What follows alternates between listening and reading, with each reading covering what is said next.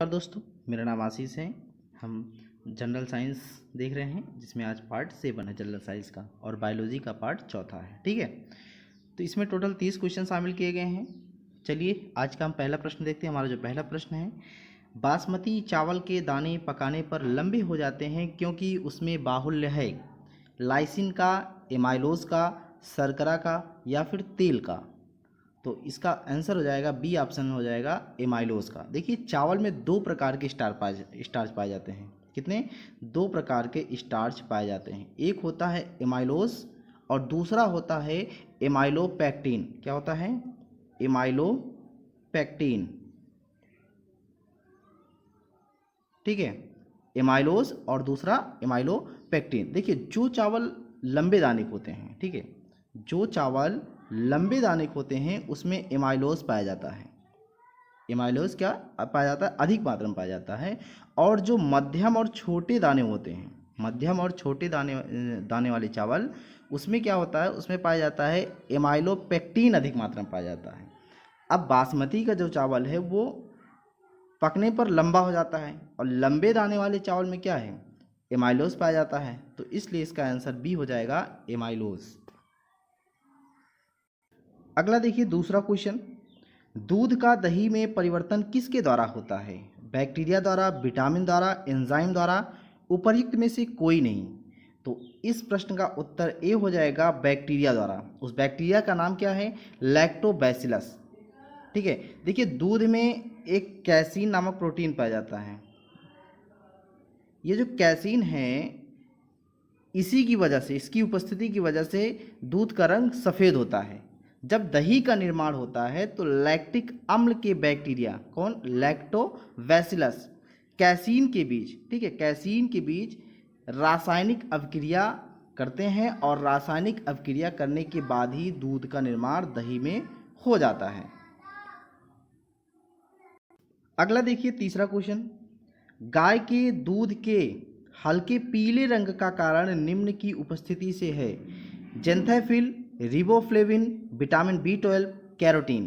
तो इस प्रश्न का उत्तर डी हो जाएगा कैरोटीन। ठीक है, गाय का दूध, कभी आप लोग देखे होंगे गाय का जो दूध होता है वो हल्का पीला होता है। तो उसका रंग, उसका पीला होने का क्या कारण है? कैरोटीन की उपस्थिति। और अगर कैसीन होती है, जैसे भैंस की दूध है तो भैंस की दूध एकदम वाइट होती है तो उसमें कैसीन की उपस्थिति होती है। ठीक है, और अगर पीला, हल्का पीला है तो कैरोटीन की उपस्थिति होगी। अगला देखिए चौथा क्वेश्चन, दूध का सफ़ेद रंग होता है कैसीन से, एल्बुमिन से, लैक्टोज से, ग्लोबुलिन से। अभी मैंने पिछले क्वेश्चन बताया था कैसीन से। कैसीन से दूध का रंग सफ़ेद होता है और कैरोटीन से जो गाय का दूध होता है वो हल्का पीला होता है। तो कैरोटीन की उपस्थिति की वजह से होता है। कैसीन क्या है? कैसीन एक प्रोटीन है। ठीक, अगला देखिए पांचवा क्वेश्चन, दूध प्रोटीन को पचाने वाला एंजाइम है।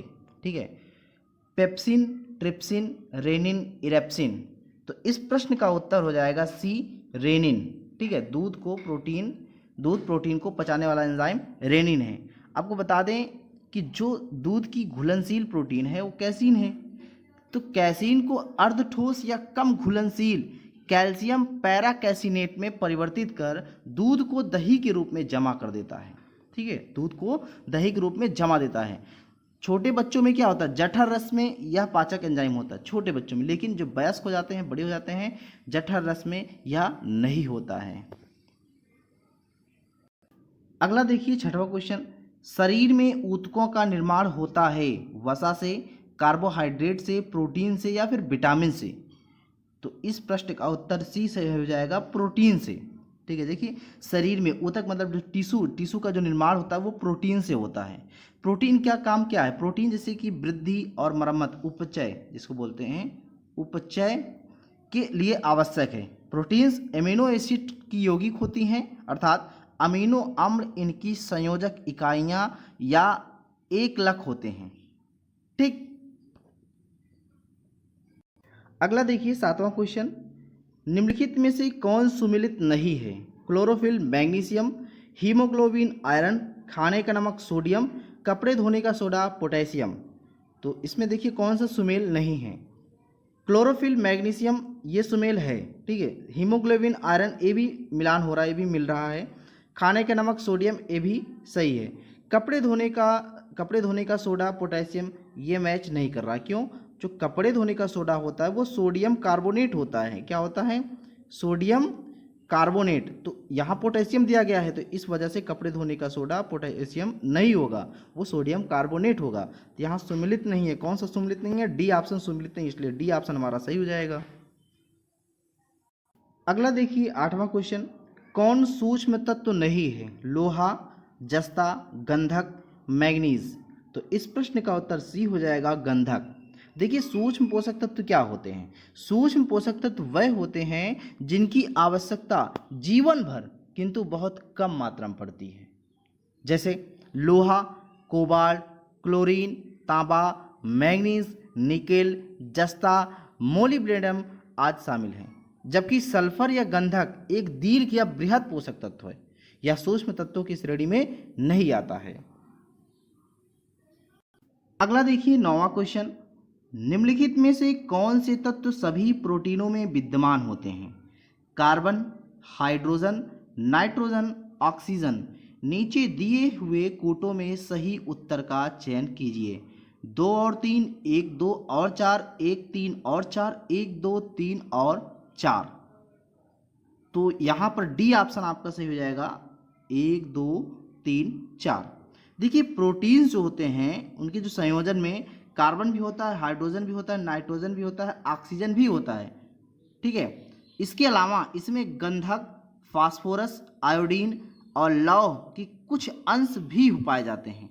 प्रोटीन्स क्या है? प्रोटीन्स एमिनो एसिड्स की यौगिक होती हैं, अर्थात एमिनो अम्ल इनकी संयोजक इकाइयाँ या एकलक होते हैं।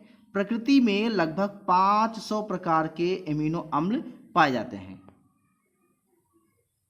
अगला देखिए 10वां क्वेश्चन, निम्नलिखित में से कौन प्रोटीन को विकृत करता है? ऊष्मा, और रक्त कीड़े, एक्स कीड़े, भारी तत्व, लवण। तो यहाँ पर आपका बी ऑप्शन सही हो जाएगा, और रक्त कीड़े। ठीक है। यहाँ पर जो क्वेश्चन देखिए, प्रोटीन को विकृत नहीं करता है, तो वो बी नहीं करता है और रक्त कीड़े नहीं करता। बाकी प्रोटीन को विकृत करता है, ऊष्मा भी करता है, एक्स कीड़े भी करता है और भारी तत्व लवण भी करता है। अगला देखिए 11वां क्वेश्चन, ट्राइग्लिसराइड क्या है? प्रोटीन, कार्बोहाइड्रेट, वसा, खनिज।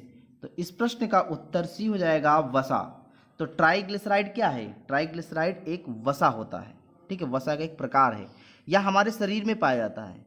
हमारा शरीर भोजन से प्राप्त अप्रयुक्त ऊर्जा को ट्राइग्लिसराइड में परिवर्तित कर देता है। ट्राइग्लिसराइड वसा कोशिकाओं में संचित होता है। अगला क्वेश्चन देखिए 12वां, स्तनधारियों में श्वसन होता है क्लोम द्वारा, श्वास नली द्वारा, त्वचा द्वारा या फुफ्फुस द्वारा। तो स्तनधारियों में फुफ्फुस द्वारा या फेफड़ों द्वारा जो है श्वसन होता है, तो इसलिए डी ऑप्शन यहाँ पर सही हो जाएगा। ठीक। अगला देखिए 13वां क्वेश्चन, कार्बन मोनोऑक्साइड विषाक्त निम्नलिखित में से किसको मुख्यतः प्रभावित करता है? पाचन क्रिया को, लीवर की कार्यशीलता को, किडनी की कार्यशीलता को, रक्त की ऑक्सीजन को वहन करने की क्षमता को। तो इस प्रश्न का उत्तर डी हो जाएगा, रक्त की ऑक्सीजन को वहन करने की क्षमता को। ठीक है। कार्बन मोनोऑक्साइड रक्त के हीमोग्लोबिन से जुड़कर कार्बोक्सी हीमोग्लोबिन, ठीक है, क्या कार्बोक्सी हीमोग्लोबिन, ये ओ है, ठीक है, कार्बोक्सी हीमोग्लोबिन बनाती है। इससे रक्त की ऑक्सीजन परिवहन क्षमता कम हो जाती है। अगला देखिए 14वां क्वेश्चन, मानव शरीर का कौन सा भाग शरीर ताप को नियंत्रित रखता है? हृदय, फेफड़ा, यकृत, वृक्क। तो इस प्रश्न का उत्तर बी हो जाएगा, फेफड़ा। ठीक है। फेफड़ा यानी कि लंग्स एक श्वासनांग है, यानी कि रेस्पिरेटरी ऑर्गन है जो शरीर ताप को नियंत्रित रखता है। श्वसन क्रिया के दौरान या सांस लेने के दौरान शरीर के ऊतक में भोज्य पदार्थों के ऑक्सीडेशन से जहां एक ओर ऊर्जा उत्पन्न होती है, वहीं दूसरी ओर वाटर वेपर यानी कि जलवाष्प तथा गैस का शरीर से उच्च श्वसन द्वारा निष्कासन होता है, जिसके परिणाम स्वरूप शरीर का ताप भी नियंत्रित होता है। इसलिए ऑप्शन बी सही हो जाएगा। अगला देखिए 15वां क्वेश्चन, हृदय कब आराम करता है? कभी नहीं, सोते समय, दो धड़कनों के बीच, यौगिक आसन करते समय। तो इस प्रश्न का उत्तर सी हो जाएगा, दो धड़कनों के बीच। वैसे आपको पता है कि हृदय एक मांसल तंत्र है। क्या है? एक मांसल तंत्र है। यह लगभग एक वयस्क मनुष्य में 72 से 75 बार प्रति मिनट धड़कता है। हृदय दो धड़कनों के बीच ही आराम करता है। दो संकुचन के बीच का काल विश्राम अथवा शिथिलन काल कहा जाता है। ठीक है, क्या कहा जाता है? विश्राम अथवा शिथिलन काल कहलाता है। इसमें संकुचन के दौरान आगे बढ़ा हुआ रक्त जब धमनियों के रिक्त स्थान में प्रवेश पाता है, तब धमनी की दीवार और रक्त में संघर्ष होता है और रक्त का दबाव बढ़ जाता है। अतः हृदय के दो संकुचनों के बीच धमनियों में जो रक्त भार रहता है उसे ही विश्रामकालीन रक्तचाप कहते हैं। अगला देखिए 16वां, रक्त में लाल रंग निम्न में से किसके कारण होता है? प्लाज्मा, हीमोग्लोबिन, हीमोसाइनिन या फिर WBC। तो इस प्रश्न का उत्तर बी हो जाएगा, हीमोग्लोबिन। हीमोग्लोबिन की वजह से ही रक्त लाल रंग होता है। ठीक है। अगला देखिए 17वां क्वेश्चन, हमारे शरीर में रक्त का दाब होता है वायुमंडलीय दाब से कम, वायुमंडलीय दाब से अधिक, वायुमंडलीय दाब के बराबर, उपर्युक्त में से कोई नहीं। तो इस प्रश्न का उत्तर बी हो जाएगा, वायुमंडलीय दाब से अधिक। अगला देखिए 18वां क्वेश्चन, किस रक्त समूह की व्यक्ति सार्वभौमिक प्रदाता हो सकता है? O, A, B, AB। तो इस प्रश्न का उत्तर हो जाएगा O, ऑप्शन ए सही हो जाएगा। देखिए रक्त वर्ग O जो है यूनिवर्सल डोनर होता है। क्या होता है? वो सभी को अपना ब्लड दे सकता है। क्यों?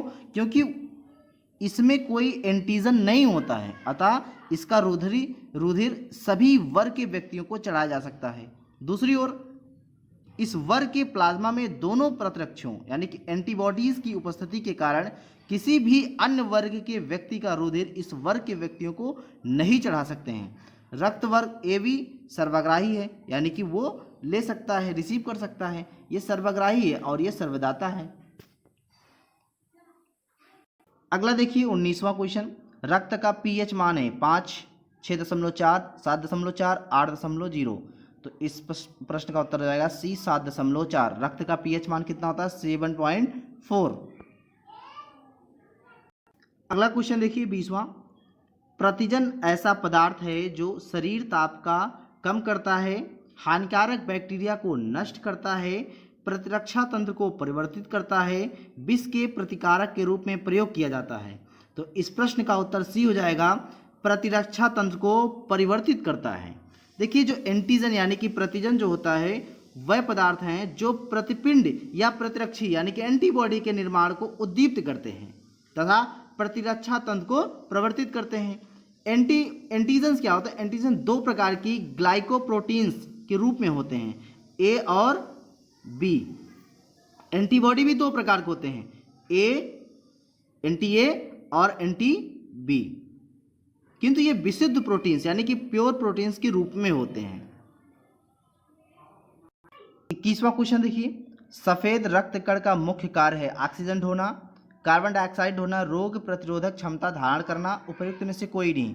तो इस प्रश्न का उत्तर सी हो जाएगा, रोग प्रतिरोधक क्षमता धारण करना। देखिए WC यानी कि श्वेत रक्त कणिकाएं, ठीक है, WBC श्वेत रक्त कणिकाएं विशेष रुधिर कणिकाएं होती हैं जो कि शरीर की किसी रोग से संक्रमित होने पर उसे विशेष संक्रमित स्थल पर पहुंचकर हानिकारक जीवाणु यानी कि बैक्टीरिया, विषाणुओं और फंगाई को भक्षण करके शरीर को संक्रमण से सुरक्षा प्रदान करती है। इसके अलावा ये शरीर के प्रतिरक्षण, एलर्जी और अति संवेदनशीलता यानी की स्थिति में महत्वपूर्ण कार्य करती है। अगला देखिए 22वां क्वेश्चन, रुधिर के प्लाज्मा में निम्नलिखित में से किसके द्वारा एंटीबॉडी निर्मित होती है? Monocyte, lymphocyte, eosinophil, neutrophil. तो इस प्रश्न का उत्तर बी हो जाएगा, लिम्फोसाइट से।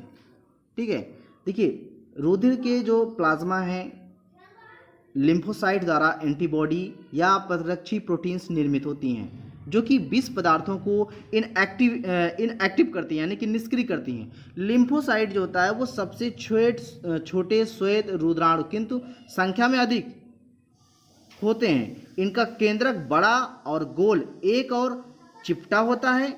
लिम्फोसाइट्स गश्ती सेना के भांति समस्त शरीर में घूमती रहती है और सुरक्षा तंत्र के सारे भागों के बीच सामंजस्य स्थापित करती है। अगला क्वेश्चन देखिए 23वां, मानव रक्त की श्यानता का कारण है। रक्त में प्रोटीन, प्लाज्मा में बिम्बाणु, रक्त में आरबीसी तथा डब्ल्यूबीसी, उपरोक्त सभी। तो इस प्रश्न का उत्तर ए हो जाएगा रक्त में प्रोटीन। देखिए मानव रक्त की श्यानता मुख्यतः प्लाज्मा में प्रोटीन, हीमाटोक्रिट यानी कि रक्त में लाल रुधिर कणिकाओं का आयतन प्रतिशत आदि पर निर्भर करती है। रक्त में श्वेत रुधिर कणिकाओं एवं प्लेटलेट्स की उपस्थिति का उसकी श्यानता पर कोई खास प्रभाव नहीं पड़ता है। यहाँ जो बिम्बाणु मतलब होता है प्लेटलेट्स। अगला देखिए 24वां क्वेश्चन, रुधिर में श्वेत रक्त कणिकाओं की अत्यधिक मात्रा में उपस्थिति को रोग विज्ञान की भाषा में कहते हैं एनोक्सिया, लिम्फोसाइट, ल्यूकेमिया, सेप्टिमिसिया। तो इसका आंसर हो जाएगा सी ल्यूकेमिया। ठीक है, ल्यूकेमिया जो है एक ल्यूकेमिया को हम ब्लड कैंसर कहते हैं, जिसमें रुधिर में श्वेत रक्त कणिकाएं यानी कि व्हाइट ब्लड कार्पसल्स डब्ल्यूबीसी की संख्या आवश्यकता से अधिक बढ़ जाती है। अगला देखिए 25वां, लाल रक्त कणिकाएं मुख्यतः बनती हैं यकृत में, गुर्दे में, हृदय में, अस्थिमज्जा में। तो लाल रक्त कणिकाएं मुख्यतः अस्थिमज्जा में बनती हैं, तो ऑप्शन डी सही हो जाएगा। ठीक, तो लाल रक्त कणिकाएं श्वसन अंगों से ऑक्सीजन लेकर इसे सारे शरीर में पहुंचाने का कार्य करती हैं। लाल रक्त कणिकाएं बोन मैरो में विकसित होती हैं तथा मनुष्य के शरीर में लगभग 120 दिनों तक प्रसारित होती रहती हैं। तिल्ली या प्लीहा पुरानी रक्त कणिकाओं को क्या करती हैं, नष्ट करती हैं। तिल्ली या प्लीहा यानी कि स्प्लीन क्या करती हैं, पुराने जो रक्त कणिकाएं होते हैं उनको नष्ट कर देती हैं। अगला देखिए 26वां क्वेश्चन, डब्ल्यूबीसी का बनना तथा आरबीसी का विनाश होता है लसिका ग्रंथि में, प्लीहा में, अग्न्याशय में या फिर यकृत में। तो इस प्रश्न का उत्तर हो जाएगा बी प्लीहा में। ठीक है, देखो शरीर में लाल रक्त कणिकाएं कितने तक रहती हैं, 120 दिन तक रहती हैं। 120 दिन बाद जब ये प्लीहा में जाता है तो इसका विनाश हो जाता है। तो लिम्फोसाइट्स तथा न्यूट्रोफिल्स श्वेत रक्त कणिकाओं के दो प्रमुख प्रकार हैं। लिम्फोसाइट का निर्माण प्लीहा, लसिका ग्रंथ और थाइमस ग्रंथि में होता है और न्यूट्रोफिल्स का निर्माण अस्थिमज्जा में होता है। ठीक है, इसलिए ये ऑप्शन प्लीहा हो जाएगा। अगला देखिए 27वां क्वेश्चन, हृदय को रक्त का संभरण करने वाली धमनियां कहलाती हैं ग्रीवा धमनियां, यकृत धमनियां, हृदय धमनियां, फुफ्फुस धमनियां। तो इस प्रश्न का उत्तर हो जाएगा सी हृदय धमनियां। ठीक, देखिए हार्ट को रक्त का संभरण करने वाली धमनियां हृदय धमनियां कहलाती हैं, जो कि शुद्ध रुधिर को स्वयं हृदय की दीवार तक पहुंचाने का कार्य करती हैं।